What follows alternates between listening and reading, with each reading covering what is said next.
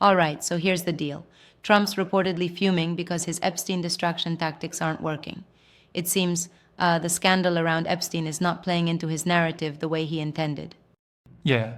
Wait, so he was trying to use the Epstein files as a distraction and now it's backfiring on him? Exactly, yep. New reporting highlights that instead of diverting the media's focus away from his own issues, these distractions have become the center of attention. Right. That's almost ironic, isn't it? I mean, it's like trying to put out one fire by lighting another, except the new fire just burns even brighter. Yeah, it's like his strategy was to create a deliberate diversion, hoping that headlines would be consumed by the Epstein drama, while his other political troubles faded into the background. But now instead, he's losing Uh control of huh. his own narrative. And you know what? That actually makes a lot of sense in today's media landscape, where headlines have a mind of their own. How exactly was he trying to execute this distraction?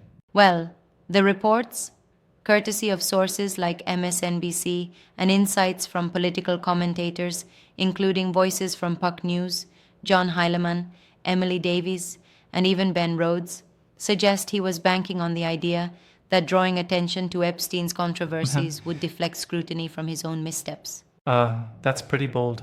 Or maybe more like desperate. Using one scandal to overshadow another seems like a risky play. Right, you are. It's like, he must have thought if the media is busy dissecting the Epstein files, they wouldn't have time to focus on his other issues.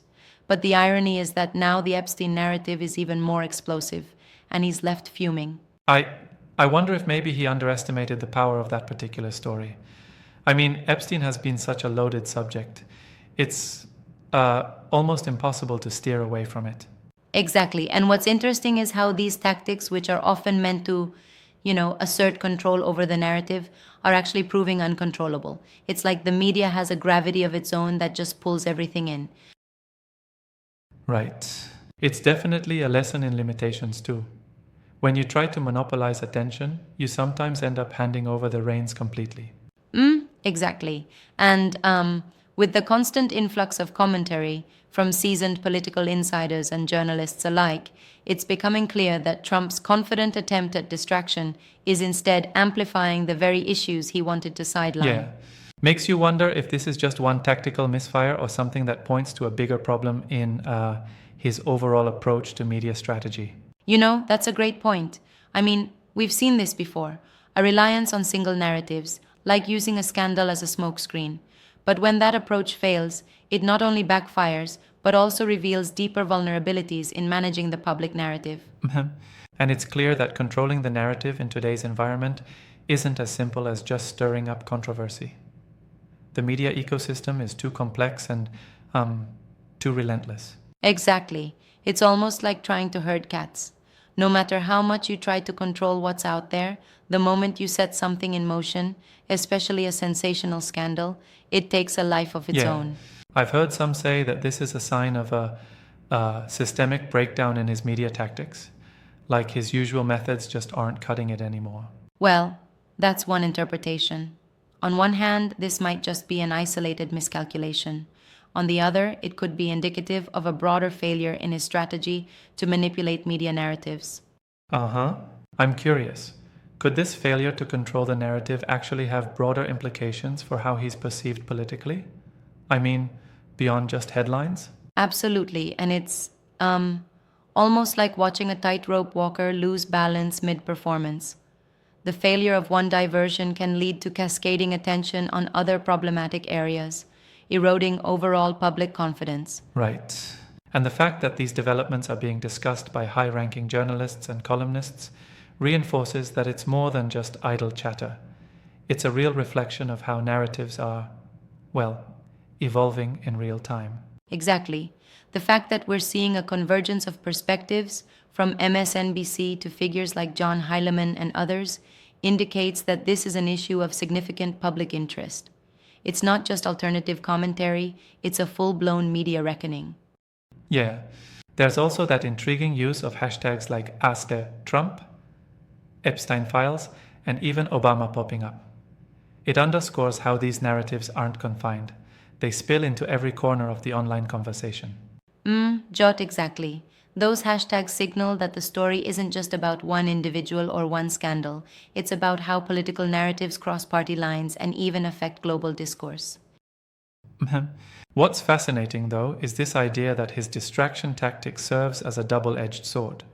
Not only does it bring unwanted scrutiny, but it also reveals a sort of hubris when it backfires. Yes, and let's be brutally honest here. A strategy that banks on creating chaos to mask issues is bound to show its cracks eventually. It's like designing a maze where the walls come tumbling down unexpectedly. Right. I mean, isn't it somewhat baffling that someone so familiar with media manipulation would fall prey to such a tactic? It might be effective in the short term, but clearly it's not sustainable. Absolutely, it's not sustainable. And the reporting suggests that not only is he fuming, but he's also losing grip on his narrative control. The fact that reporters are quoting his anger is telling. Yeah, and that loss of narrative control can have ripple effects on his entire political strategy, couldn't it? It weakens his position both domestically and internationally. Precisely. When you try to dominate the media with a single narrative and then see it expand on its own, you end up revealing your vulnerability rather than your strength. I respectfully think that while it's a misfire, we might be overplaying its impact. After all, distraction tactics are not new in politics. However, it does spotlight the challenges of the current media environment. Sure, that's a fair critique.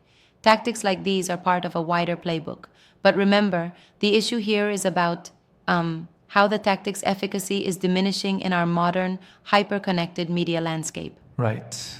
Absolutely. The ecosystem has evolved, leaving behind strategies that once might have worked in a less fragmented media space.